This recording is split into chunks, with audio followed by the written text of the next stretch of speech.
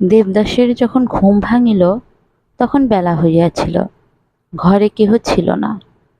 চন্দ্রমুখী স্নান করিয়া নিচে রান্নার উদ্যোগে গিয়াছে। দেবদাস চাহিয়া দেখিল, এ ঘরে কখনো সে আসে নাই, একটি জিনিসও নেই, চিনিতে পারিল না। তাহার গত রাত্রের কোনো কথাই মনে পড়িল না, শুধু স্মরণ হইল কাহার একটা আন্তরিক সেবা, কে যেন বড় স্নেহে টানিয়া আনিয়া ঘুম পাড়াইয়া দিয়াছিল।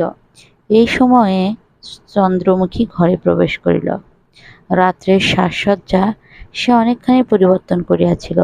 গায়ে গহনাগুলো ছিল বটে, কিন্তু পরনে রঙিন কাপড়, কপালে টিপ, মুখে পানের দাগ এ সকল ছিল না।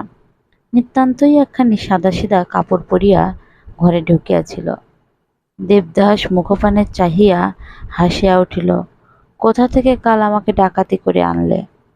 চন্দ্রমুখী বলিল, ডাকাতি করিনি, পথ থেকে শুধু কুড়িয়ে এনেছিলাম। দেবদাস হঠাৎ গম্ভীর হইয়া উঠিল, তা যেন হলো, কিন্তু তোমার আবার এসব কি? কবে এলে? গায়ে যে গয়না ধরে না, দিলে কে? চন্দ্রমুখী দেবদাসের মুখের প্রতি তীব্র দৃষ্টিপাত করিয়া বলিল, আবার? দেবদাস হাসিয়া কহিল, না না, তা নয়, একটা তামাশাও করতে কি দোষ? এলে কবে? চন্দ্রমুখী বলল, 1.5 মাস হলো।